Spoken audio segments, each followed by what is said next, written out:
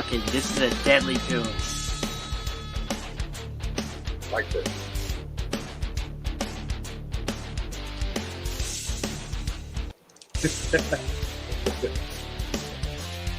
Oh yeah.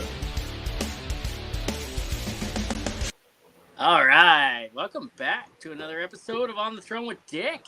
And, shout out to Senjin Boychuk for that amazing outro music, I don't know if I can still say he's newly married, but I mean, what is it? Within the first year or so, you could be classified as newly married. So, fuck it. Newlywed Senjin Boychuk.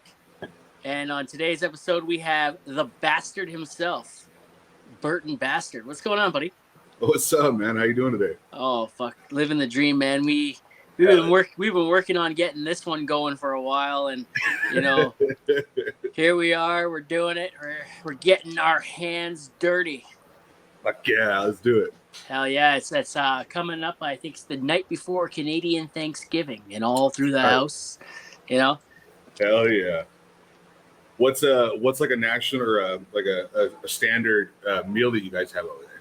Oh, all the fixins, Buzz. There's room for all of God's creatures right next to the mashed potatoes. Hell yeah. Hell yeah. Hell yeah, man. No, ham, turkey, I don't know, cornbread. I don't know. My wife makes cornbread. Whatever she makes, I eat it. Yeah, dude, exactly. I don't even ask what it is half the time. I just shove it in the hole. Hell yeah. That's what she said. Hell yeah. Yeah, it is.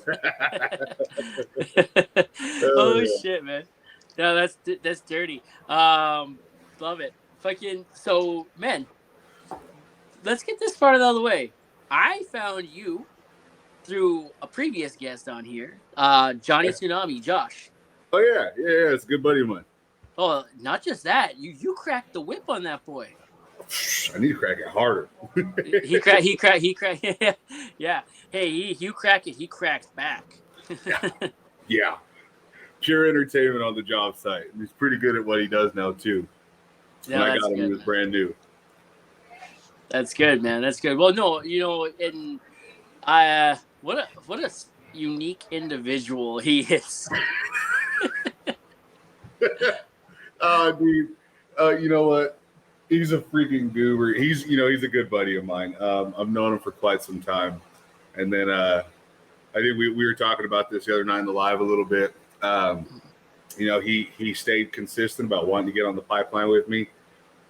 And I'm pretty big on not hiring friends just because I don't want the friendship to ever go south. If the job does, at the end of the day, my job is a job. It's my career, so it's work's going to come first before the friendship in that aspect. And I never want to ruin a friendship over work. So yeah, absolutely. And, I hired him on, and I got some videos of him when he was brand new first couple of days, but man, he's doing good now. He's doing actually really good.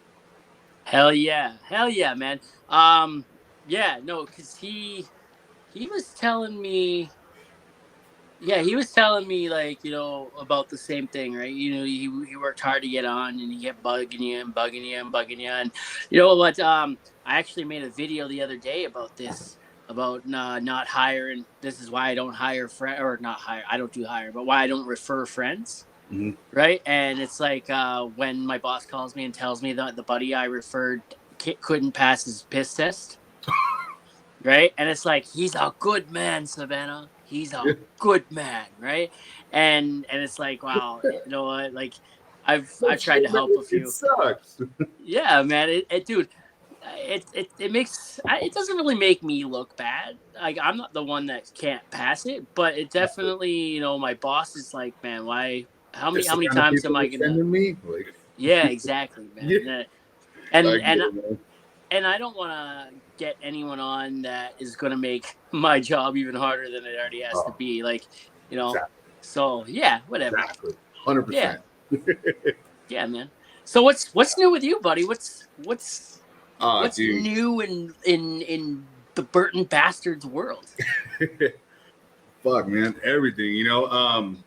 No, we've been still excelling at work. Just that keeps me. That's my full-time career, so that keeps me busy. So the position that I have, I oversee all of Southern California from Bakersfield down to the Arizona border, all the way. I normally only go up to a town called Temecula, which is right before San Diego. But now I just within the last month branched out into San Diego now. San Diego is another division of ours, and there's another 2 superintendents that normally cover that area. But recently I've been picking up a lot of work in that area for Kinder Morgan.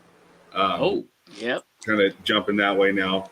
So that keeps me pretty busy. And then obviously, everything that we're still trying to grow and move forward on the mental health aspect, for the social media, for all the content that we create.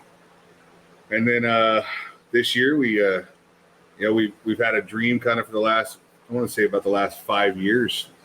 We wanted to start a clothing company, and it was a pipe dream, dude. It was something that we just had sitting on the back burner. The wife and I had talked about it. It was something I wanted to do, but it wasn't a priority or the first thing on my list of things to do, and then after kind of doing this social media things for about, I want to say almost 3 years now.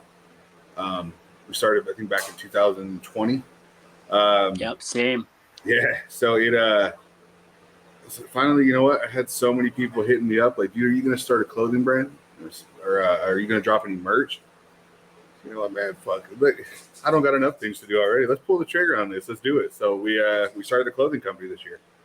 So that's been going pretty good for about 2.5, almost 3 months now. It's doing pretty good. It's called Bastard Clothing Company. Bastard Clothing Company. I've come into your lives. I've seen it. I've heard you talking about it. I still have yet to get me anything. Like, I will. It'll happen. Man. Just been busy doing my own thing. Something similar. Been at this for 3 years. Got the whole clothing thing going on too. Just it's not as big as yours or anything like that, but I do it for fun, right? I'm not trying to make any.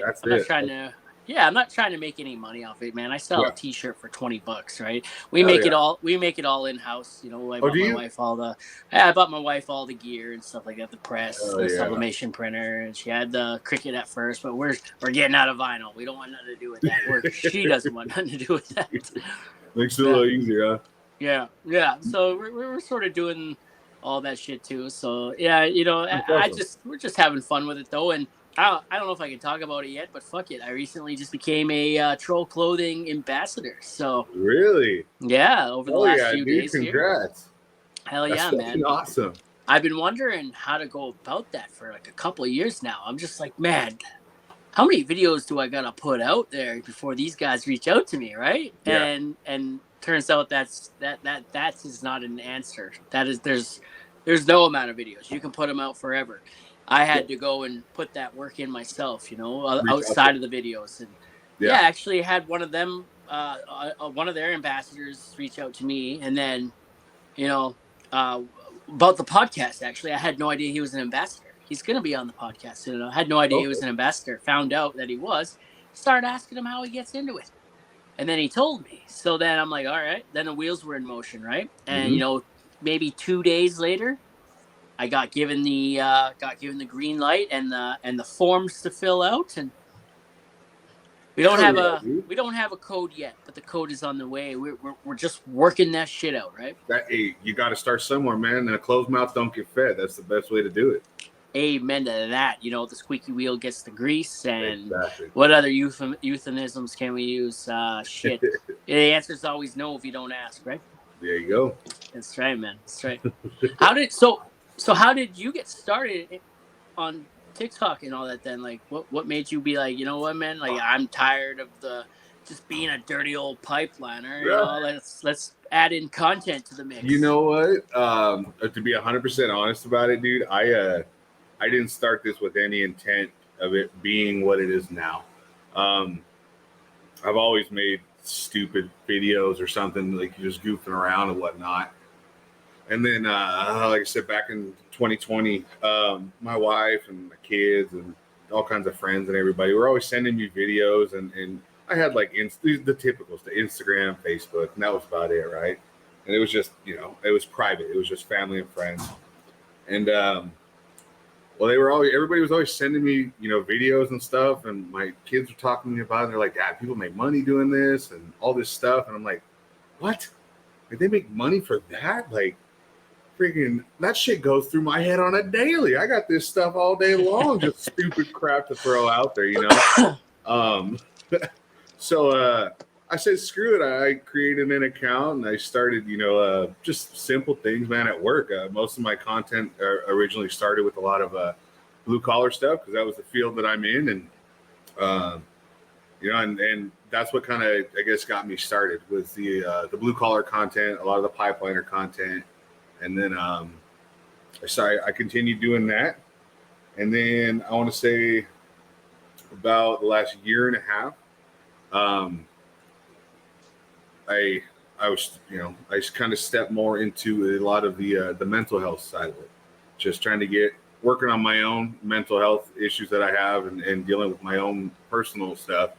And then, to my surprise, over 1.1 million people started reaching out and saying how much I've helped and things like that. And I get them through their day-to-day life. And it turned into like, holy shit, like now we do a lot of mental health content now. And Nice. It's pretty cool, man. Well, that's what it started for me, like the blue collar stuff. And I made one video when I learned how to use CapCut at the beginning. I used CapCut and I found out how to like kind of put myself behind myself. Yeah. I made another video and I was sitting down on a chair and then I had myself come in like a ghost and like kind of stand above me. And it's like, you know what, man, like I'm watching myself struggle, and it was meant to be. I can't remember what song it was, but it was a Kid Rock song. Okay. And yeah, I can't remember what it was. I gotta find it. But it was meant to be. The idea when it first came to be was meant to be like something funny, right? I was gonna do something funny and have myself come in, and then as I went along with it, it transformed within the matter of minutes, and it became a mental health video.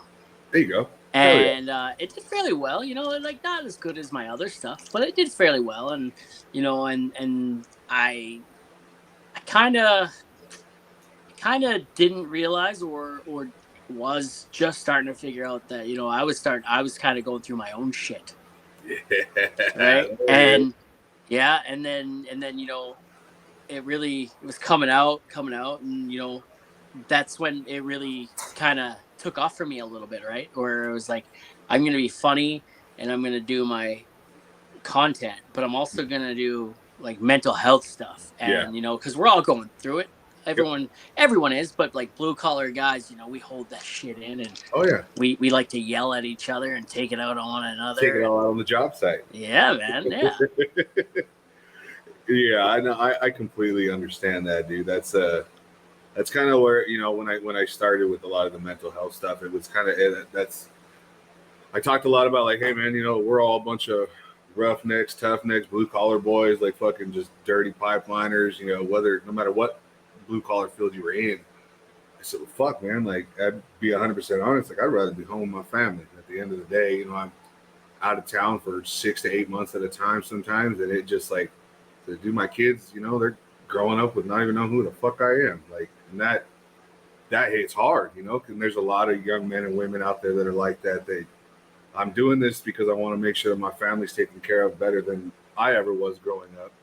I want them to have everything that I never had. But so many people want to do it. They're like, oh, I want to get on the construction side. I want to get, I want to be a blue collar boy. I want to get on the pipeline.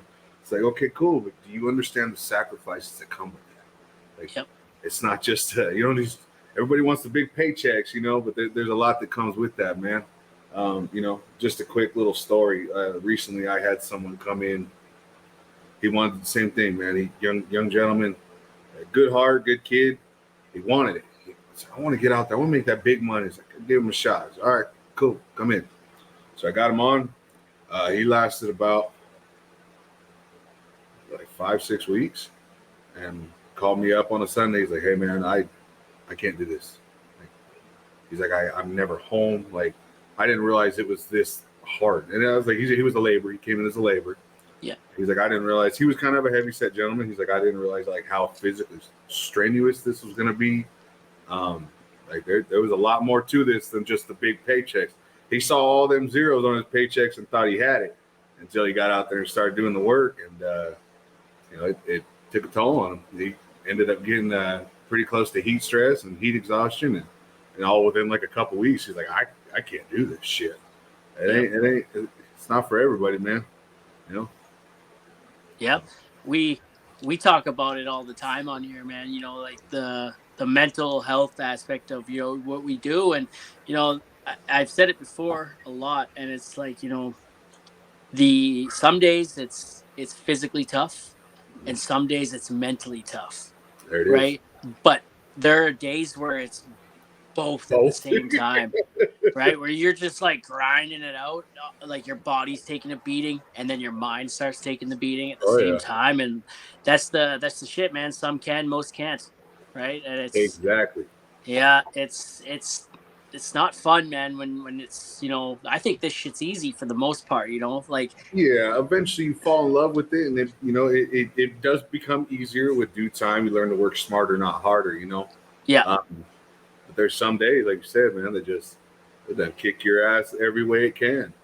Oh yeah, and all within like a couple of hours. Yeah, 10 minutes into the day, I'm fuck this shit. I want to go home. I'm over it. Yep. This is stupid. And then every payday, you're like, all right, I can do this again for another week. Oh, I made that video plenty of times, man. I'm like, I'm sitting there. The one day I'm sitting in the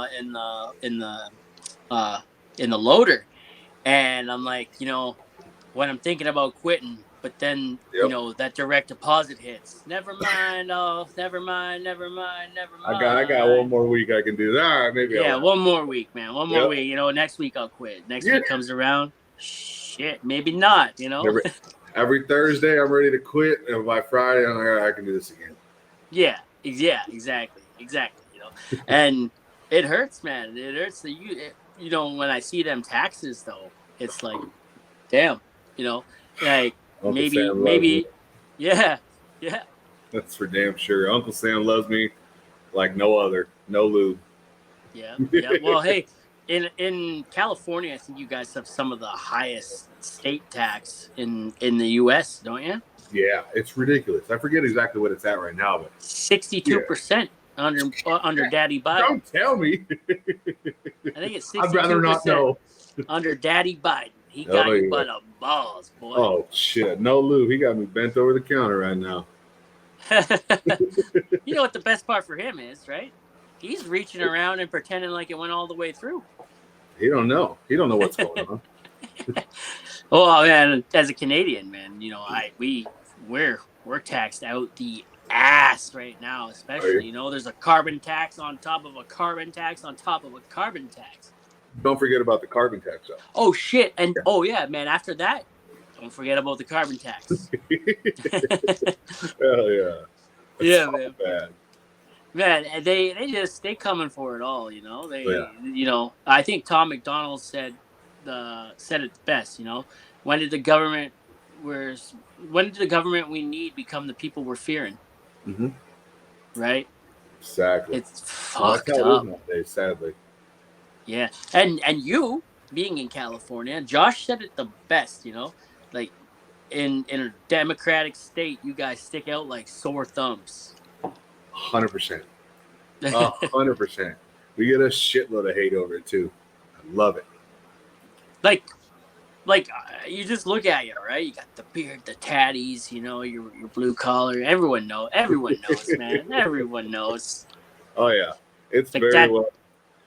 Mommy, I want to be like that guy when I grow up. No, dear, he's a Trump supporter. I had a big old sticker on my truck, on my back two windows on my truck, and so when I because of how negative this state is about Trump, I had it, like the little visors, the rain visors. So like when I rolled my window up, you couldn't see it.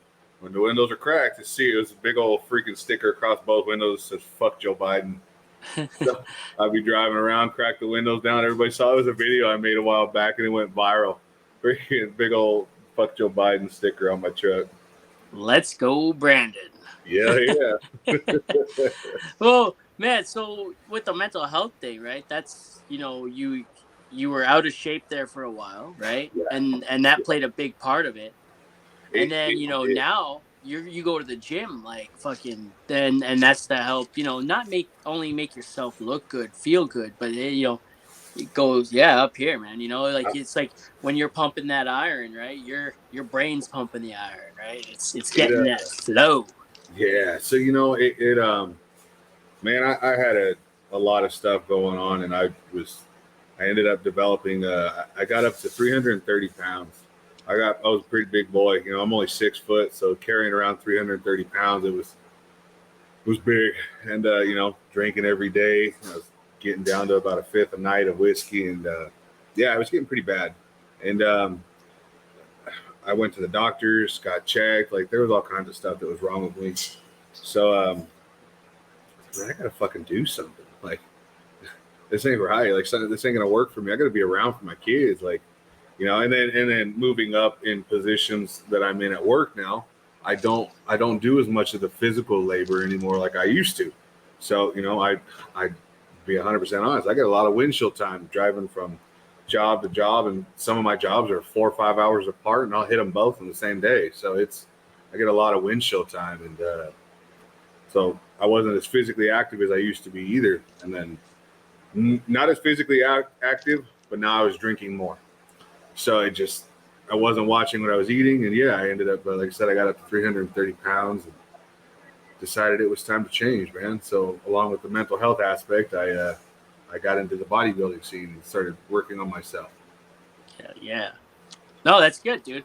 And that's I see that a lot about your in your videos now, right? You're just like you know you flex a lot. Like you're not flexing to be like, hey, look at this body. You're like, you know, you're flexing, and at the same time, you've even done it. You've like you point to your brain. I think I've seen you point to your Yeah, brain a little bit, like you know, yeah. like Well, it's like that's the biggest, you know, one of the biggest things about it, man. Is like I talk about it is for 2 hours a day, everything is quiet. I put my headphones in, whatever music I'm listening to, whether it's heavy metal, rap, country, fucking opera music. I listen to it all. same. It's it's me, my headphones, and a cold piece of steel for the next 2 hours, and that's the only thing that matters. I get into some deep thoughts. You know, I most of the time I work out by myself. Sometimes I'll go with buddies or whatnot, but for the most part, I'm by myself, and I get into a very deep mental state, and it's me versus me, you know. So it's definitely a good mental exercise to be able to go in there and do that.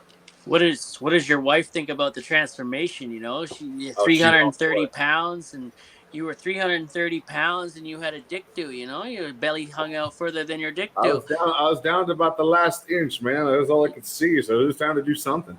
You're just a little nub. You could have ended up, but you could have found yourself on Nub Talk. You know, like you ever been over on that side of TikTok? No, not yet. Pe- pe- People with fucking like missing fingers and arms and shit, just having a good old time with their deformities. It's fucking I wild. haven't been there yet, but now I'm gonna go type it in after this and check it out. When you go down Nub Talk, that is a that is a dark tunnel. Not even a dark tunnel. That is just a fucking. You Scary go down place. the rabbit hole, man. I don't like it here. No, it's good, man. And there's been a couple of videos where I've saved to like to stitch or duet, and I've had to rethink about it because I'm like, they can make fun of it. Why can't I? And then Yeah, I'm like, no, no, no, no, no, no, no, no, no. No, no, no, no, no. They can make fun of it. I cannot, right? yeah. I do that And quite a bit. I got to catch myself. I'm like, oh, I want to say something right now. oh yeah, But man. There's lots of videos I put in my drafts that I later look back on, like a couple days later, and be like, nah, no, no, I can't do that. No, like, should I? Maybe I could. I I'm go in the to hit public post. I'm like, eye now. nah, nah, I can't do Yeah, that. I do that quite a bit, man. I go to want to post something. I'm like, yeah, maybe not this one. For Maybe me, not it's this one. hilarious. I know, I got a select few that I know find this fucking hilarious, but Yeah, people, the masses won't, and I'll get so much hate on. So I avoid most of the drama now. I try yeah. to Oh anyway. fuck, I try to avoid that shit. I don't want none of that coming my way. I'm just here for a good time, not a long time, you know. So Exactly. yeah, man. So you go from like a little nub to like you're losing this weight, and what is it, for every pound of weight you lose you gain an inch or something?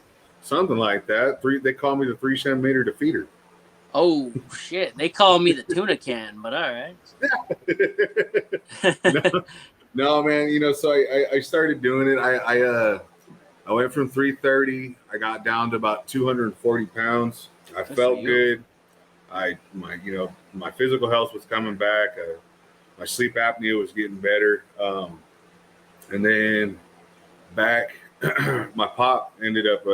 He had cancer, and so he ended up passing away in May. But I want to say from about March to July, I stopped again. I went straight from work to his house and changing diapers, and it was a rough time. So I was back to no longer caring what I was eating. Wasn't at the gym anymore. I think I went like in that whole time period. I think I went maybe like once or twice, and just and then I started feeling my mental part of it kind of like getting back into a dark place again, and so we're back now though. We're back at it. Sorry to hear about your dad, man. That's tough. Thank you. Yeah, man. The world, honestly, like on my side of things, the world would be better off without my daddy in it. You know what I mean? Like, when the day that dude dies, like I'm writing a really mean obituary in the paper. Like. So just to make a long story short, I don't know who my sperm donor, if you want to call him that. Oh, I don't know shit. who that is. Well, I mean, let me rephrase that. I found out later when I was in my 20s. I found out who it was.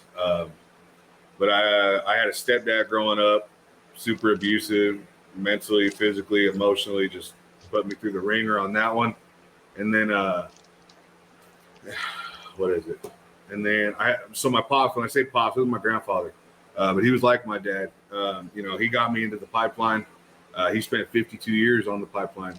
And then back when right before he retired, I was fresh out of prison. I was still doing drugs, just in a bad mental state completely, He's like, "You ready to pull your head out of your ass and get to fucking work?" Yeah, Grandpa, I think I am. I got to do something because this ain't working anymore. Like, I was slanging drugs. Like, I was doing a lot of stupid shit, and this just wasn't it. I didn't want to be looking over my shoulders for the rest of my life. And so he gave me a chance. He got me into the union, got me into the labor's union. I started out as a flagging traffic as a labor, and then worked my way up. And after he got me in, he got me on my first job. Says, "I got you a job. It's your job to keep it." He goes, "Because I'm retiring. I'm done." So he got me in, and I want to say about 8 to 10 months later, he retired. Damn. I never worked with him on a job, never nothing. He got me in and said, "You're on your own, kid. Like, it's up to you." So he retired, and then I took on. So I'm the fourth generation of pipeliner in my family to step on the pipeline now. Good for you, man. That's huge. Thank you. So I'm first generation oil and gas in my there you go. family, and maybe I don't know if I'm blazing any trails or any shit like that, but like maybe I am. I don't know. Who knows? Hey, you're fucking doing it, man. That's all that matters.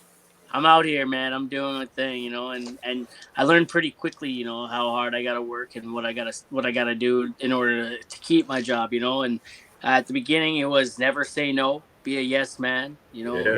do the shittiest work they want you to do, take it, um, never turn down an hour.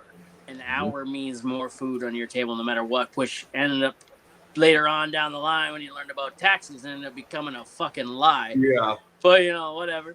And and then after a little while, you being a yes man, you start to become a doormat. So it's I've had to learn that perfect balance between go fuck yourself and yeah, hey, I got you.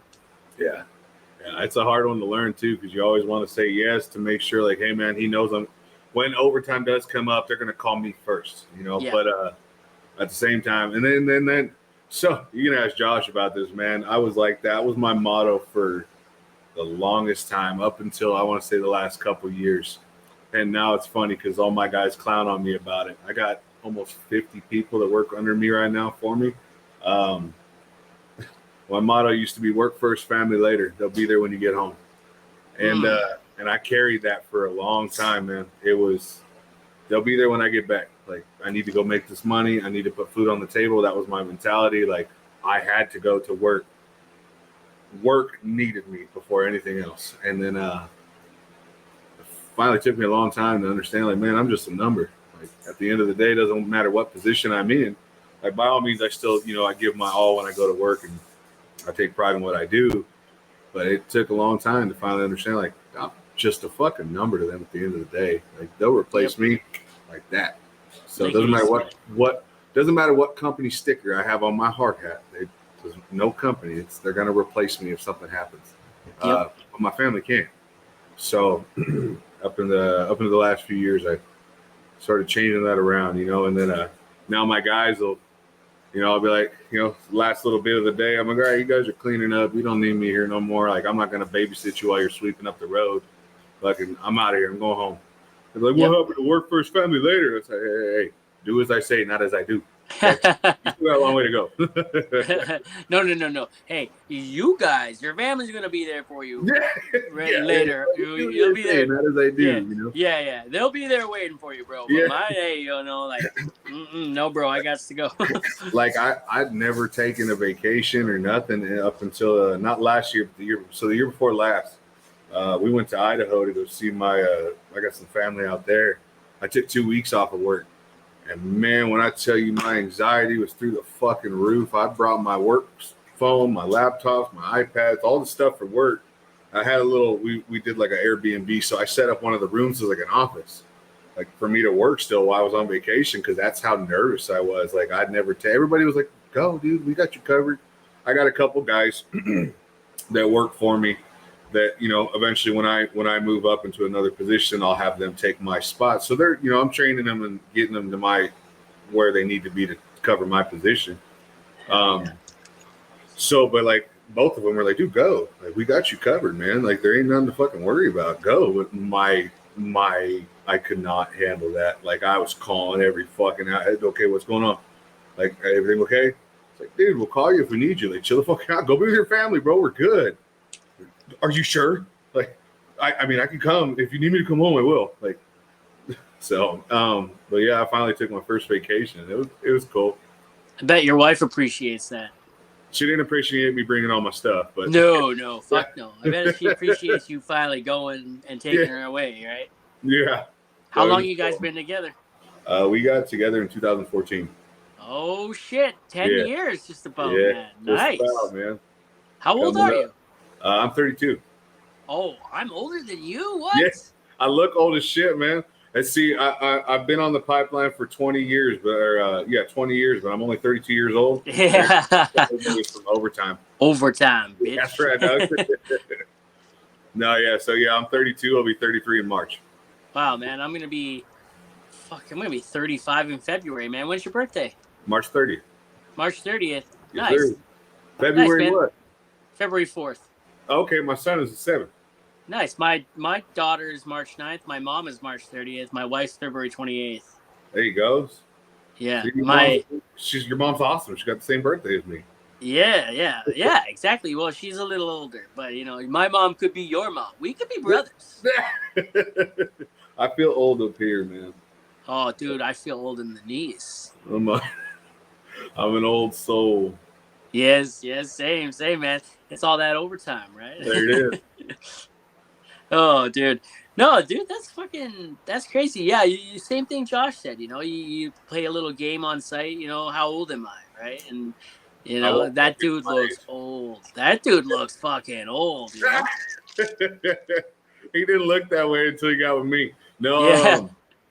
What's funny is and most of the people that know me like Josh from like how or they've been with me long enough, they know how old I am. But I get a lot of guys that are in their 50s, and like I got a lot of guys that are older than me, and then being in the position that I'm in, being so young, is a lot of people, they don't want to listen. So now if someone will be like, how old are you? Fucking 42. And they'll be like, really? Where are you born? 81. So I got it like dialed in there. It sucks because I'm not trying to lie to people. At the same time, I'm like, I'm fucking in my 40s, man. Don't fucking worry about me. Get to work. And so I'll tell people I'm fucking way older than I actually am. Because the minute they hear like, oh shit, okay, he's old enough to be my boss. Like if I tell them I'm in my 30s, they're like, oh, well, I'm 20 years older than you. It don't matter. I write your paychecks at the end of the day. I listen to anyone that, Yeah. obviously anyone that looks, sounds, and acts like they've been there and they deserve it, Yeah. Like, it doesn't matter how old they are. Fuck, a lot of people are like, oh, I'm just a swamper on a back truck, right? And sometimes the guys that are driving are like 20 years old. Mm-hmm. They're like, oh, how does it feel to be a swamper for a 20-year-old? Well, fuck, he's a good driver. I don't want to drive. What the fuck? As long as that Like, paycheck hits at the end of the week, I don't give a shit. the paycheck hits the same way, man. Like, I don't give a fuck. Hell yeah. That's it right there. So, speaking of which, we were talking about, I should have brought this up a little earlier, but where can people find you on the socials? You got 1.2 million on TikTok. So on TikTok, we are at almost 1.2. We're at 1.1 right now. And then on Instagram, we're at like 32 or 33,000. And then At least I'm beating you somewhere. Yeah. Hell yeah. But then like we started YouTube. I do it all, man. YouTube, TikTok, Twitch, fucking Instagram, Facebook. And it's all the same handle, TheBastard. It's the same thing for everything that you type in. And then if you ever go to my page, the link's right there in my bio. It takes you everywhere, man. Hell yeah. What do you got on YouTube? So we do YouTube is mainly, I just do some of the shorts. So like a lot of the stuff that you'll see from like TikTok, but like, or a lot of stuff that's like from Instagram too, because Instagram will get things that TikTok doesn't get because TikTok's super sensitive. Yeah. So, and then YouTube is more like I do vlogs on there for like, I'll record like going to the gym. Like I'll talk about what I'm doing, my workout sessions. My wife will go with me. She's my videographer. So she'll go in and do like a whole video shoot of me working out. And then I come home and I edit it. So YouTube, you actually get like the full like 20-minute videos of me going in there talking. And like I said, I go through, I got the whole mic set up and all that shit now. So I do more of that on YouTube, the bodybuilding stuff. And then the shorts, they're just the same thing that pretty much everything else gets. Yeah. How many followers you got on YouTube? Not much. I'm horrible. I'll post a video on TikTok and I'll forget to post it anywhere else. So I think I got like 300 followers on YouTube. Like not much. YouTube's a hard nut to crack, man. I'm about to hit 800 here. Hell yeah. 800,000 or 800? No, fuck 800. Oh, hell yeah, it's been a slow grow, man. YouTube's difficult, right? So, I also don't post there as much as I should, and maybe I post this, the podcast goes on there now. So, when I eventually get to 1,000, I'm able to monetize on it. Oh, okay. I'm not just, doing, the shorts. I'm also putting, an hour and a half long podcast, 2-hour long podcast on there as well, for like ad revenue and shit like that if we ever get there. I'm building that as we go. Right. So, okay. Hell yeah. Yeah, I'm horrible about it, dude. Like I'll put it on TikTok and then I'll forget to put it on Instagram. And now we started that other Instagram for the clothing company. It's like, next thing I know, I'm like, shit, I forgot to post on everything today. I posted on one platform and like, they need to make an app where you just post everything all at once. Yeah. Dumb. Well, you see Josh's Instagram page, right? He's got Johnny Tsunami, and then American Bluecollar, which good for him. That's huge. I'm proud of him for that. That's big. It is. And then you looking at the American Bluecollar page, and the featured person on that page, it's not hard to tell who's running the page, right? Yeah. I was looking at that like earlier. That's him. I'm like, dude, you're the only one wearing this shit or what? Well, that's the thing too, is like on like the clothing company page, I just started it like not even a month ago. Yeah.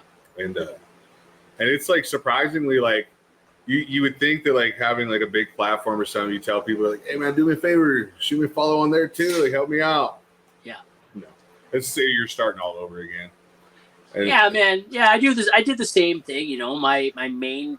My main account on TikTok has 33,000 followers, right? And then I started getting banned a couple times here and there. So I started my backup. My backup is more than double of my Oh, yeah, main. So I basically only post there now, and I just started posting over on the main once in a while. That's where it all started for me. So it yeah. means something. And then I got the TikTok, the podcast TikTok page, which Mhm. we're almost at 800 now. So Oh, that's yeah. cool. We're almost able to go live, It's growing. and yeah, I never push that page anywhere else, right? Yeah. I'm just like, hey, what I did start doing is when I post a video there, I'll share that video to my story on my TikTok, on my backup account There and you all go. that stuff like that. That way people can see that, hey, I posted there. Um, when I'm mediocre luck, who cares? And then I don't really post the I stopped posting the or not stopped. I didn't ever really started posting the podcast teaser trailers on my Instagram because they don't do that well, Yeah. right? So I don't have the own page for it, but you know what I've come to realize over the last couple of weeks that hey, if it gets 800 views or whatever, 600 views, that's 600 or 800 people that are seeing hey, this guy's got a podcast. So they might go look for it. If they do, they do. If they don't, they don't. And then on my Facebook, I don't really post it on the Facebook either because it doesn't do well there either. That's same. I'm not gonna post it there. It gives like 2 likes, but at the same time, you're like you just said, you know what? Even 20 people that watch it, it's 20 people that weren't there before. That's true. And it's a snowball effect, man. You're just slowly growing and growing and growing, and eventually it'll get bigger, and that's how it goes. Yep, yep. And I started getting a little smarter on the TikTok podcast page. Whereas before, every an episode comes out every Tuesday, right? Okay. And so and I used to just make like a preview video where like, hey, you know what? This week we have this person on the podcast, and this is what we generally talk about, or what just kind of what we went over. And then I tag the person and post it. It did okay. Those ones do okay. But what I've noticed if I go to that person's page and I stitch one of their most viewed videos and say, well, and then and I'm like, well, this person was on the podcast, it fucking takes off, There you go. right? Where It's all part of the algorithm trick. yeah, like last week we had Morgan on. She's a crane operator, and I took her most viewed video, which was like 800,000 or whatever, and I stitched it. It got 5,000, and it's still climbing. 5,000 views on it. I gained Oh a yeah. fuck ton of followers, and hers is the second most downloaded episode of all time. Oh hell yeah, dude. That's awesome. But there's a direct correlation, right? So I'm like, That- okay, well, that's what I gotta do from now on. That's how it works, man. It's all Hell yeah. about playing into that out. And I'm horrible when it comes to that. And I even just talked about that in a recent video. I'm like, and it almost becomes like discouraging sometimes. I mean, at the end of the day, and Josh and I were just talking about this yesterday, day before. We were talking. I was like, fuck, dude. Like, I got over 1 million followers, and I'll post a video. Sometimes it gets like 2,000 views. I'm like, that's like for myself. I'm like, and get in my head. I'm like, that's like kind of discouraging. Like, I don't even want to post anymore. Like, I'm trying to reach people, and get out there. And I don't make money on it because I don't do that whole long, whatever beta. I don't know what the hell it's called, but I don't make money on TikTok. Sometimes from the live or whatnot if I go live, but Same. so like I'm not really profiting or benefiting from TikTok besides reaching out and be able to help people. But it's like fuck, dude. Like, you make a video, you feel like this is a good video. Like I'm watching it back myself, I'm like this is fucking good. Like I like this one. This is gonna go good. Posted like 200 views. I'm like, and then like 3 days later, it's like 300 views. I'm like, all right, maybe I'm doing something wrong. Maybe I'm not, And then Josh and I was like, you know what, dude, fuck it. I don't give a shit what the algorithm thinks or what anybody else thinks. Like you just said, if I got 300 people that are watching that video and that video was able to help one person stay here another day or fucking smile after a shitty day at work or whatever the situation may be, then fuck it. I'm going to keep posting. I'm going to keep doing my thing because I don't give a shit what anybody else thinks, and I never have. Yep. They call me the bastard for a fucking reason. Yep. Fuck. Some fucking kid the other day at work. I just met him. He's works for a directional drilling company. So like I'm on a pipeline project right now, close to home. So actually, I get to come home almost every night. It's pretty sweet. That's always nice. He fucking took a dagger and stuck it into my heart. He's like, man. He's like, bet last year when you were at your peak. And I'm like, what whoa, bro. What do you mean last year when you were at your peak? He's like, oh, last year you were like every second video on my FYP was you, man. And now it's like I barely see you. It's like, motherfucker, I will come over there right now. Like at my peak. Oh man, I was like, hit it with the drywall son. missile, man. So what I did is I made 3 videos back to back this week that fucking popped right off. I'm like, who's in your FYP now, motherfucker? You know, like, and I even put them in 2 of them. Hell yeah. Yeah, at the end of the day, man, you know, I started this for fun, and it started helping people, and that's what I'm going to continue to keep doing. And I'm not going to change for nobody. So. Yeah, man, exactly, dude. Well, I had a guest on here, way back on episode 7 or 8 or whatever the hell it was, another podcast, Gord from the Second Act, and we did a live stream of that podcast. So we live streamed it, and there was 5 people in there, and Gord's like, I've never done a live stream before. 5 people, wow. And I looked at that and I was like, man, 5 is such a small ass number, right? And then he's like, well, if 5 people were standing in front of you listening to what you had to say right now, 5 sets of eyes on you, that's overwhelming. Exactly. Right? You gotta look at it in a different aspect. Yeah, man. Yeah, exactly. Cool. Hey, I got a question for you, man. Yes, sir. Do you know what viscosity is? Viscosity? Viscosity. First thing that pops into my head is like a coating from work. Like I don't think I do. So it's the thickness or density of a load, right? Like when you're making babies, you got some pretty viscous shit going on down there, right? Hell yeah. Well, now I know. Well, where I'm going with this is the podcast is sponsored by the Mudman. Okay. Yeah, and so the Mudman deals in viscosity on the rigs. You know, the mud. You know, you're testing the viscosity of the mud, and so you're dealing with the thickness of a load. Oof. You know, say that again, but slower. You're dealing with the thickness of a load. You wanted to get? I like it. Oh, yeah, so did she. She's gonna. You're dealing with the thickness of a load, and like, damn, he was on my podcast last week for the first time. You know, my sponsor. We finally got him on, and he was saying his cheeks clench, they tighten every time I bring up viscosity on the podcast. Anyway, the Mudman, you right now at this moment as I'm recording this, it's www.mudmanmarket.com, but he just purchased the rights to mudman.com. So, by the time people start listening to this, you want to find the Mudman, it's www.themudman.com for all your drilling fluids and laboratory testing equipment needs. And if you want to hear about the thickness of a load, tune in to the podcast more often. We talk about the load thickness all the time. It's always a good time.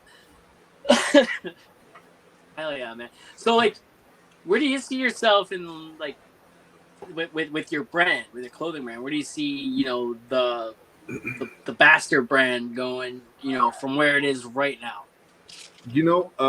We're I want to continue to keep growing. Hopefully, in the next couple of years, I plan on trying to open up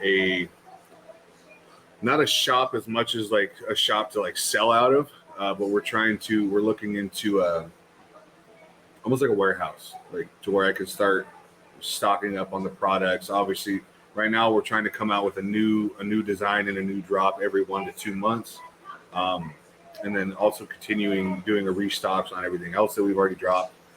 And then, so the whole goal right now is to open up a shop with a little warehouse on the side, because I'd like to start doing all the screen printing and all the embroidery and everything myself. I got I'd like to start hiring some of my own people to do this. That way, you know, the companies that I work with right now for all my screen printing and everything are fucking awesome, by all means. But when I want to do something, I want it to be 100% my own. Excuse me. Hell yeah. But that's the goal right now, man. And it's one problem at a time, one goal at a time. So right now, I'm setting a goal of I want to open up a shop, have my own little office set up there. You know, have some employees working for me that are running. Obviously, I don't plan on leaving the company that I work for on the pipeline, so I'm going to have to hire a manager to run the show for me. You know, and I understand that, so I'll be the owner of the company, and I'll have somebody kind of manage it and run it for me. My wife, I'd like to she does a lot of stuff for me on this company now, and everything's run from our house right now. So we're running out of room with all the boxes and clothing and everything. So I definitely want to be able to have business elsewhere because I want my home to be my home. So that's kind of the goal where I see myself right now is continuing to grow. We are kind of stepping back towards more of what we started with. You know, we put out the first couple drops. I think the first design I made was it's called Till Death Do Us Part. It was like a 50-50. It's actually my most sold out product right now. Like we've had to restock that one a few times. But so many people were like, "Oh, it's so vulgar. I don't like that." It's the tattoo that I actually have on the top of my head. It's the Grim Reaper holding a baby, and it says "Till death do us part." And so many people are like, oh, "That's disgusting. Why would you do that?" Well, the meaning behind it is completely different. It's basically the meaning behind it is it doesn't matter where you come from, whether you're black, white, Asian, Puerto Rican. I don't care as long as your booty hole's stinking. Whether you come from a rough background, you know, in a rough lifestyle growing up, or you came from a rich family that had it all, there's one thing in this life that is guaranteed, and that's something that you can never run from, and that's the end. Doesn't matter what your beliefs are, whether you're Buddhist, Catholic, Muslim, Christian, you know, at the end of the day, one thing is guaranteed, and that's the end. So, till death do us part, from the moment you're born to the moment we pass away, that's it's the only guarantee that we can count on in this life. So that's why we created that brand or that logo and that design. And once I explained it to people, it fucking boom, it blew up. All of a sudden, everybody's like, "Oh, we just thought it was a Grim Reaper holding a baby." Like, no, there's a meaning behind it. Like, it's not meant to just be some vulgar, design. Yeah, I mean, obviously, yeah, it's supposed to be a little offensive because that's what we do. But that's the purpose behind that shirt. And that's deep, right? And that's the only thing. I mean, most of our shirts and our designs that we put out like that, there's a meaning behind it. So, like the other one that we just dropped recently, it's called "The Eyes Never Lie." You can tell everything you need to know about a person from their eyes. You look at their eyes, you can tell if they're hurting, they're sad, they're happy, they're angry. The eyes are a window to your soul. That's how I feel. Yep. I can take a look at your eyes at work and tell if you're going through it right now, or you're not 100% there. Are they hollow? Like, what's going on with you right now? Something's not right. Your eyes will give it away every time. So, the eyes never lie. So there's a lot to it. Yep. So back to the end thing. Oh, sorry. Go ahead. Oh no, so I was going to say, so we are going to kind of go back to we got some blue collar stuff coming out. We're going to go back to a little bit where our roots started. We're not going to change too much. We're going to still drop some blue collar merch in there along with the rest of our deeper stuff. But we are going back to, and then we started this as a blue collar content, and we're going to kind of go back to the roots a little bit. So we got a drop coming out in 2 weeks. Damn, dude, that's sick. So back to the end thing, right? Like, so we talked about this before here, but every year you pass your birthday, and that's my birthday. That's the day I was born, right? Yep. Like, damn. Every year you pass the day you're gonna die, and you have no idea what day it is. Yep. Never know.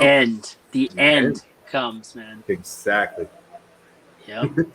That's so deep, bro. That's fucking deep.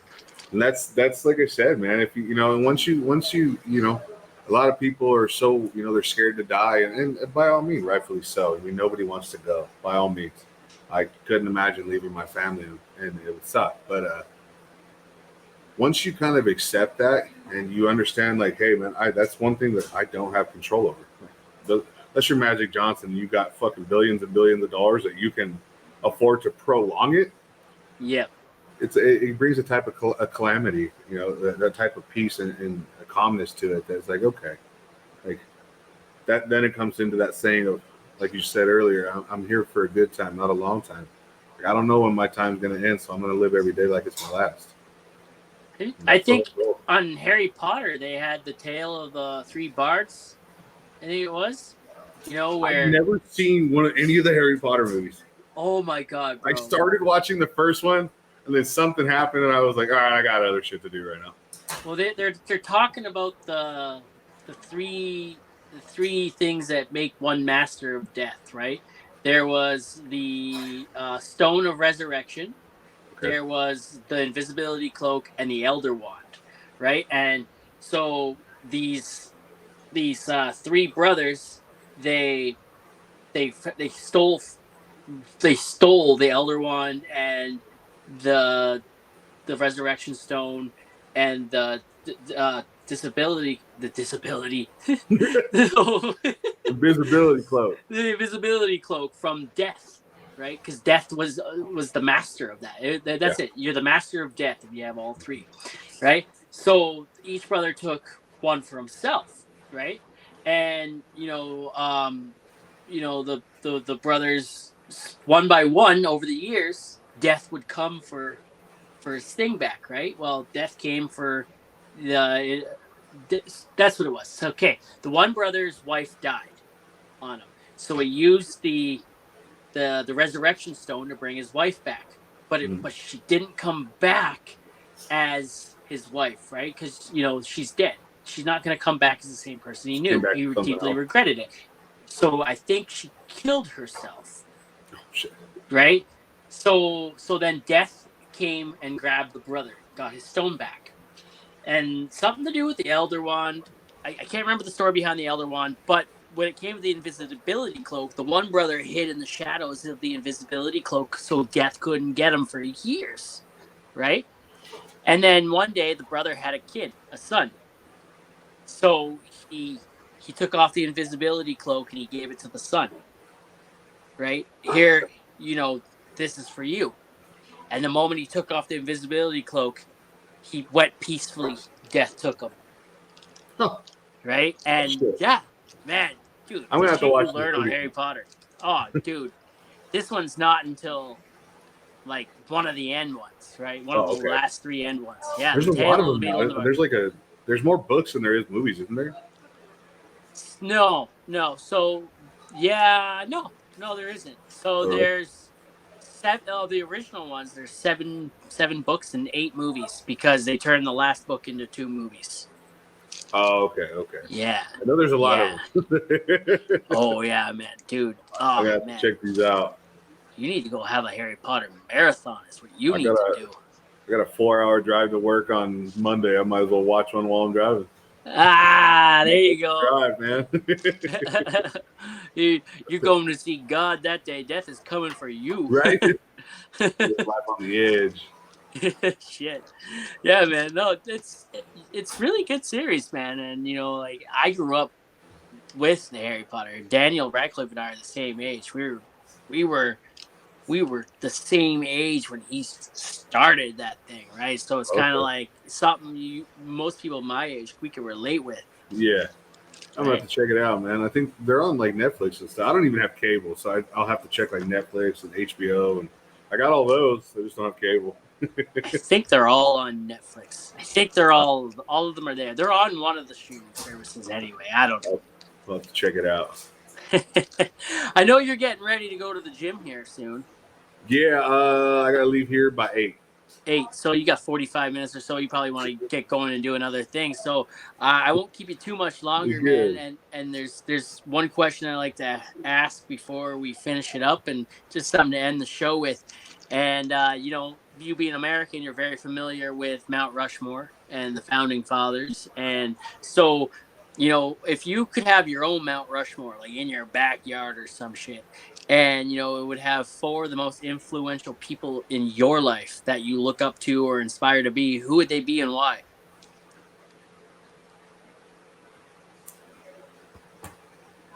Let's start out with my grandfather. Uh, he'd be the main one. That was the person I look up to, man.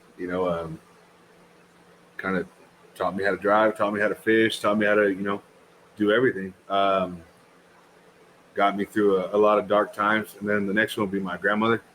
Uh, it was definitely same thing. It was my grandfather. Just was there for me when I didn't have anybody else. Is she Uh, still around? she's still around, yeah. Oh, that's good, man. The next one would be my wife. She'd definitely be up there. I wouldn't She's be looking at you right now, isn't she? No, she's in the kitchen with her sister. They're getting their drink on.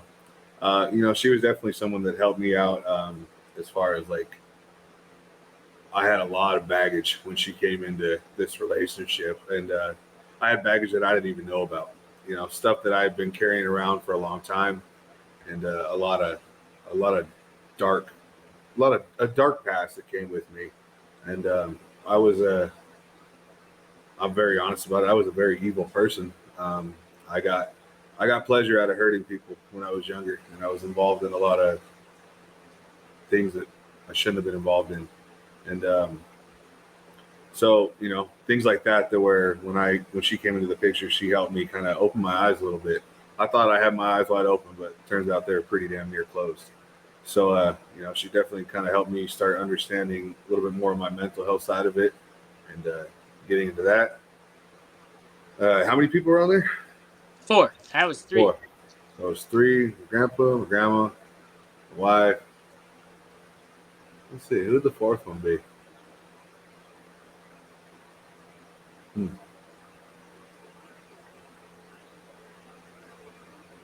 I'd say my brother Cody. He's the one that just got married in Idaho. Poor guy. Uh, For being in Idaho or for getting married? Both. No, Idaho's beautiful, man. I'd love to live there. It's great. But no, he just got married, so that's what I was saying it about. But no, him. Him and I, we're the closest in age. I'm the oldest, so he's the next one below me. He went through a hell of a time too, growing up with both of us. It was his real dad, my stepdad, but he got treated pretty close to the same. And up until I want to say about, and we've always had a closer relationship, but I want to say within the last 5 years, him and I started talking more and getting more, back in contact with each other. I don't talk to a lot of my family on my side, and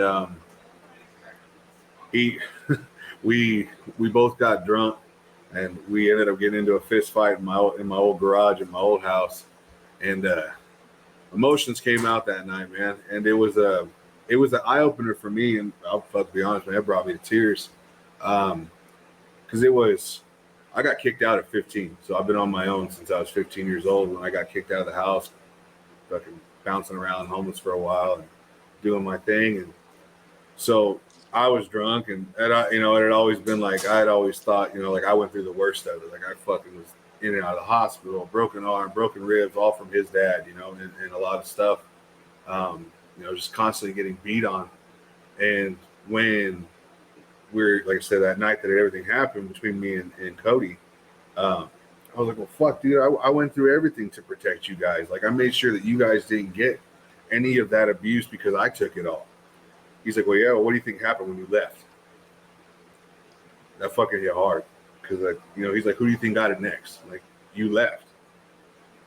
So, shit.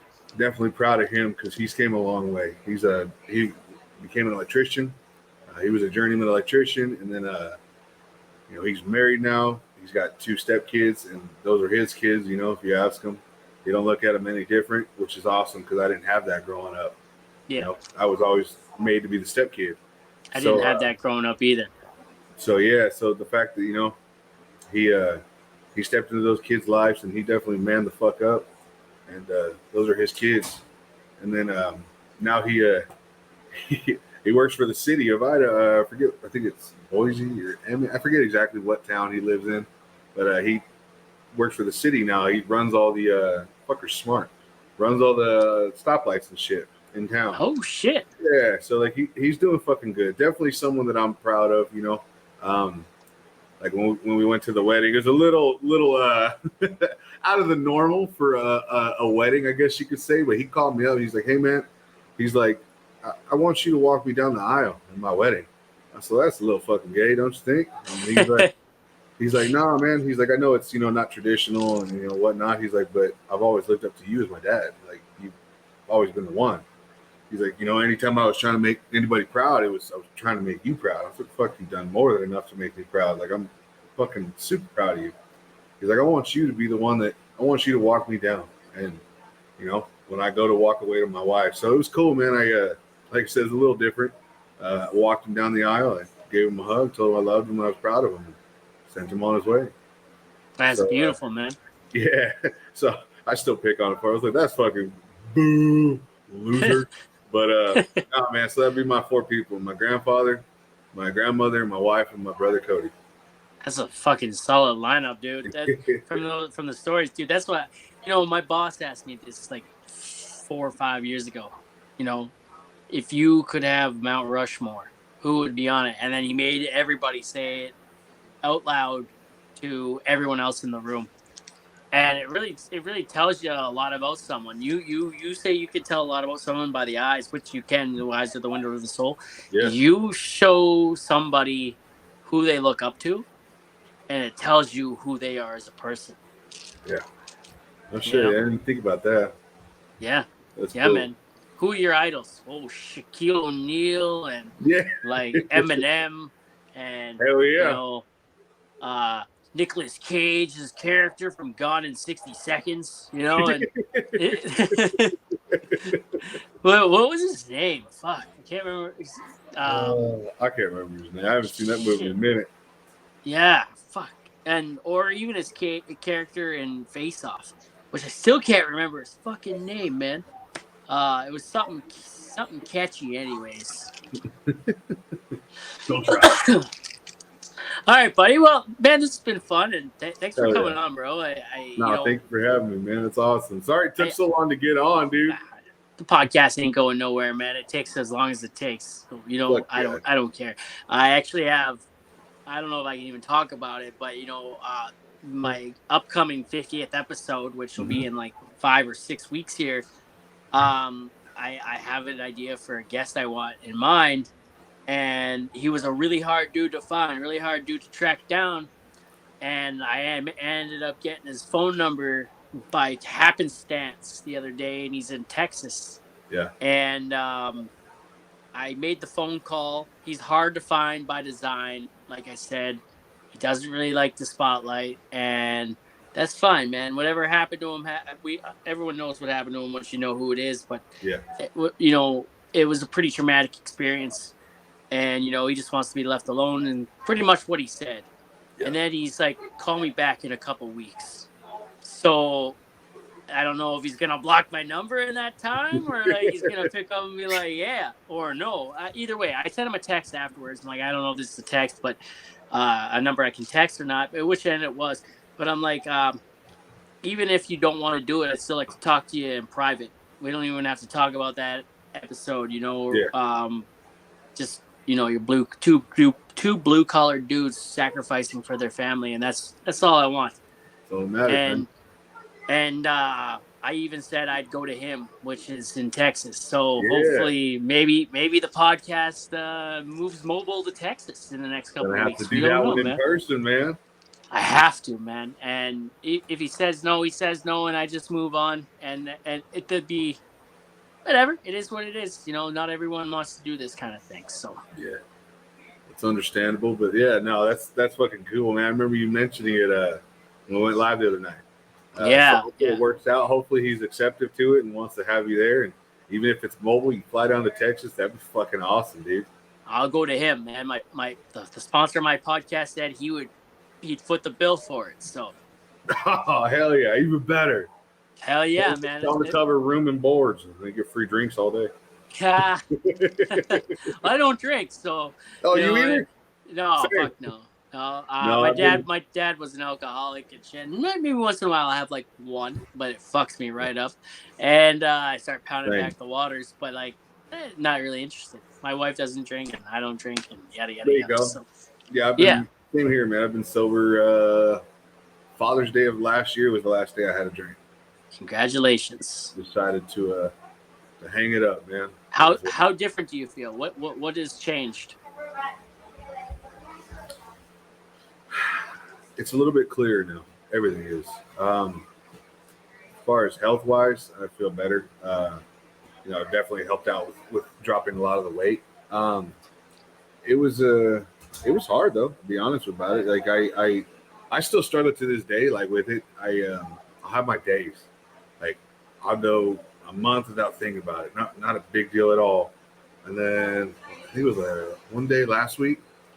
I freaking just like I had the craving. Like I wanted to. Oh no, the wedding. I went to the wedding. Everybody was fucking drunk because my brother had an open bar. I was the only one not drinking, and it was like one of those like, especially in a big environment like that, it's like 100 people there. Like I wanted to fucking start tossing them back like I always do, and especially a lot of these people that have knew me back when I was an alcoholic, and I still am an alcoholic, but when I was drinking, all these people were like, "Hey man, that's weird. Like where everyone's fucked up except for you. You're normally the first one fucking sobs." Yeah, I normally was. I made a fool out of myself a lot. Like always fighting, always fucking doing stupid shit, and so there's definitely a peace that comes with it. A clear vision on everything around me. We're not in such a fog like we used to be, but we had some. It's funny, man. I won't keep you too long, but the story behind that is I've done a lot of stupid shit, and all was related to alcohol. Fucking you name it. And one Well, thing, no good story ever started with a salad, right? you ain't lying, holy shit. But my grandfather was an alcoholic too, and it runs in my family pretty deep. So one thing he told me was, he goes, Lauren, he goes, alcoholism runs in our bloodline. It runs deep. He goes, because it's never the 30th beer that gets us drunk, it's the first. He goes, because the minute we start, we ain't gonna stop. I didn't believe that for the longest time. What do you know, Grandpa? Like, I could have a beer or two at dinner and be fine. I never could. I'd have one beer, two beers, and just continue the night from there. And that's what happened on Father's Day. We went to Dave and Buster's, and I told myself, I didn't tell anybody else. I told myself, I'm just gonna have two beers with dinner. That's it. I gotta go to fucking work the next day. Like I gotta get up at 2 a.m. and head out. Like I'm not doing this. Like I'm gonna a couple beers with dinner. I'm gonna go play some video games with the kids at Dave and Buster's and have a good night and go home. Like I had like 13 beers, fucking like 15 margaritas, and then busted out the whiskey and started going from there. I woke up the next morning. I didn't have a hangover. I wasn't feeling like shit. Like I didn't get hangovers a lot, but I woke up the next morning, was on my way to work. I got a 4-hour drive ahead of me, so I just had nothing but time to think. And I sat there and just thinking and driving. I'm like, fuck, man, I did it again. And I had zero self-control. And I nobody else around me knew that I had set that goal for myself. And that's what bothered me more than anything else. And what helped me stop and put the bottle down was like, fuck, man, like I couldn't control myself. My fucking grandpa was right. Like I couldn't even do it for myself. And that bothered me more than anything else. Any of the stupid shit that I've ever done, I almost ended up with life in prison for some stuff that I did. Like I did some dumb stuff, man. And it was me setting a goal for myself and failing. That was my final straw. That was just looking at myself in the mirror like, you fucking did it again. You're a fucking loser, man. Like I have a lot of people that reach out to me. They're like, hey man, how do I quit? And it's hard for me to be like empathetic about it, because for myself, the best type of fucking motivation for me is like tough love. Like, and it, how did you do it? I had to look at myself and tell myself to stop being a bitch. Like, stop being a fucking piece of shit, and enough is enough. Quit being a fucking coward. You want to put the bottle down, set the fucking goal for yourself, and follow through. Because if you can't even do that for yourself, what else are you going to fail at? And that was my All right, I'm done. I fucking tired of making myself look like a loser and embarrassing everybody else around me. So, yeah. Damn. Oh, hey, man. Glad you were able to, like, see that and, get a It's been a clear long time. picture or perspective. Yeah, man. No, hey, it took however long it took, right? And you had to go through some shit to, you know, whoa, We went something through some has to change. shit. Shit. Yeah, it was Hold funny. on, hold on. And this is a joke, but like, did the wife look better when you put the bottle down? Yeah. That's good. You didn't have no beer goggles. That's good. No more beer goggles. Holy shit, that's what you look like? Holy What are shit, you doing man. with me? Like Shallow Hal. Right? There you go. No, Shit, it man. was cool, man. So It's good, man. That's good, man. Hey, I'm happy for you, bro. I That's amazing. appreciate it, man. Thank you. It's very similar to Josh's story. You told the story of going to hang himself that night, and the noose broke, Yeah. and that was like, whoa, shit's got to change. And it's Josh and I think one of the reasons why we get along so well and why we kind of hit it off as friends. We both we both come from a pretty dark history. He was running amok with the wrong crowd and doing a lot of shit, and I was doing the same. I was drugs, alcohol, pills, fucking smoking crank, you name it. And so when we started working together, fuck, we were both still doing stupid shit, man. Like we were both still doing it together. And then I remember when he told me he was sober now. I was like, "You fucking liar, bullshit, man. You want to drink?" He said no, and I was like, "All right, man, all right." He's a friend of mine, so I respect that. Like, fine, you don't want to drink, fuck it. Like more for me.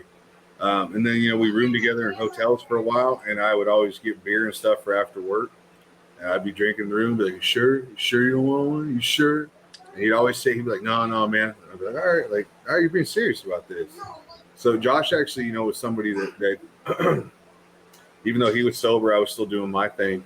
I got off the pills and I got off the drugs, but that meant I was diving more into the alcohol. That was the only crutch that I had to kind of numb myself from everything going on around me. So I was drinking more.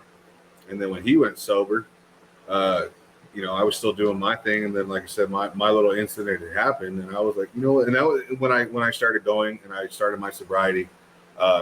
He definitely was somebody that I looked up to, and I was like, man, if he can fucking do it, so can I. Like, you know what? We both come from a pretty similar background, a pretty similar past, and then a lot of the same shit we did and went through. Like, if he can fucking do it, so can I. So, yeah. Now we push each other on it. We definitely fucking talk about it. And, It's good. Send each other fucked up memes and. Who's got the bigger arms? Josh does right now. Yeah, you aiming for you coming for that title or what? Yeah, no, I'm letting him have it right now. I'm just letting him model. Yeah, letting him do it. All right. Well, Josh has been definitely involved in like the bodybuilding aspect of it a lot longer than I have. He definitely started getting into it a long time ago. Back when I first met him, he was into it. So, yeah. I just never gave a shit. I was country boy strong. I looked fat, but I was strong as shit. And so now I just needed to get the body to go with it. It's all up here, man. Yeah, exactly. You could have arms like this. If you got it up here, fuck, dude. The hardest time I ever had pushing someone around was fucking this big, like holy shit, they called it retard strength. I've had my ass whooped a few times from some small boys, and I was like, they were fucking small dudes, and god damn, boy hit me with a fucking brick. Yep. Yeah. Oh, dude, man, this has been a lot of fun, bro. And dude, this has been great, man. I haven't talked about it in a while, but this podcast is my baby, and I get nervous on record day. I get nervous on release day, and I count down the hours when the day comes to, hey, there's 10 hours till it comes out. There's 4 hours till it comes out. Hey, it's out now. Let's push it out. And then, I stopped caring less about the numbers, though, Yeah. That's good, though. Yeah. Yeah.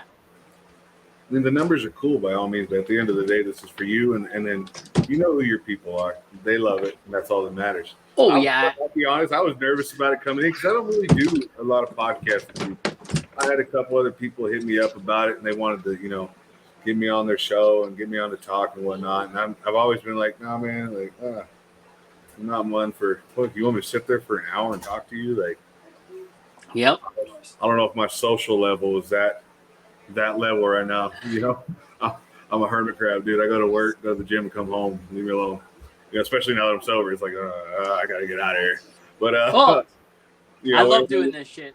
Yeah, and when I saw, like, you know what, fuck yeah, dude, like, we'll do it. It's fucking cool. I'm down to go on there. Before earlier, I was like, I was texting you on the side. I'm like, all right, cool. I set up the camera. I was sitting here just like, okay, we got 45 minutes. Like, should I hit him up? Like, no, he said 6. Okay, we're just gonna wait. Fucking making sure everything's all nice and red. I'm like, okay, what am I doing? What am I gonna talk about? What's he gonna ask? Like, I don't know. Fuck it. We'll just go with whatever he says. I don't plan, right? I've tried to before, and I think I said this, man. I've tried to plan, and like when I plan, it just throws everything off, and it doesn't feel natural, right? I like to just come in, fly by the seat of my pants, wing it. There's no order in which the conversation happens. It just has to happen, right? And I learned how to edit yesterday. So I'm sitting there editing my very first episode I've ever edited, because like we had some delays, right? There was a bit of a delay, and there was long stretches of time where there was nothing, and I'm like, I'm gonna leave it. And then Buddy's like, no, you need to edit this, bro. And then like I got on the program, I put it in there, and I'm like struggling with it. I message him, he calls me, he's like, dude, if you do this, super fucking easy. The answer was in front of me the whole damn time. But I don't ever have the laptop. I don't have a laptop or a computer with me 99% of the time. I'm at home right now. I do everything on my phone, and the editing program isn't free on my phone. So I'm like, whatever. It goes up how it goes up, man. I'm flawed. The podcast is flawed, and it's natural. So fuck it. And it works. So I edited that one a little bit to see how it turns out. I don't know how much editing I will be doing in the future, but like I tried. I had to edit. I had to see, is it a game changer or not? That editing is a fucking nightmare sometimes. It's a pain in the ass if you're trying to like come out with some like complex shit. Like, like we recently started doing more of that, like the streaming and going live, and like we do the Twitch now, like where we freaking try and play games with people online, and like a lot of people are hitting me up, oh, play video games. Like, I don't know what the hell I'm doing, but if you're good and you can carry me, like, all right, I'll go play. Fuck it. So like and then I got it for, I think it was Father's Day or my birthday or something. My wife got me this fucking badass camera, and I used it for like the gym stuff, a lot of the gym content. And I was like, fuck, this thing's meant to do damn near everything. I could shoot a fucking 4K cinematic movie on this thing, and I'm not even using it. So I was like, all right, like let me look into this a little more. So we've been like kind of learning ourselves. Like when I say we, I mean me. I'm talking to third person a lot, but like my multiple personalities. We've been trying to learn, and YouTube has definitely been a huge friend of mine on learning how to do all this shit. Oh yeah. So it's been a learning curve. Like I said, so we're trying to get out like more, especially for the company, like for the clothing brand. Like we're trying to do more. Like we got a little shoot tonight. We'll go to the gym and do some stuff, and just get more photography and videography, and it's fun, but it's a lot. Oh yeah, no, dude, I can imagine. I'm not there yet. Maybe sometime. Maybe we'll work into that. But I'm not quite there yet. But like, man, just editing TikTok videos sometimes is a fucking full-time job. Fuck, you want me to change my clothes in a video? Oh, dude, that is. Oh yeah, I got one coming up where I got to play like 3 different people. Just how I see it going on in my head. Yeah. I don't know. It's fucked up.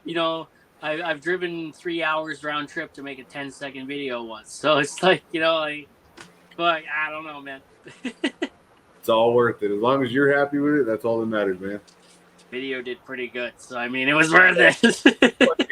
Hell yeah. Like, yeah, man. All right, bud. Man, this has been great. Thanks for coming on, bro. I appreciate you having me, man. Hey, you stay frosty. Hell yeah. You too, brother. Have a good one. You too, brother.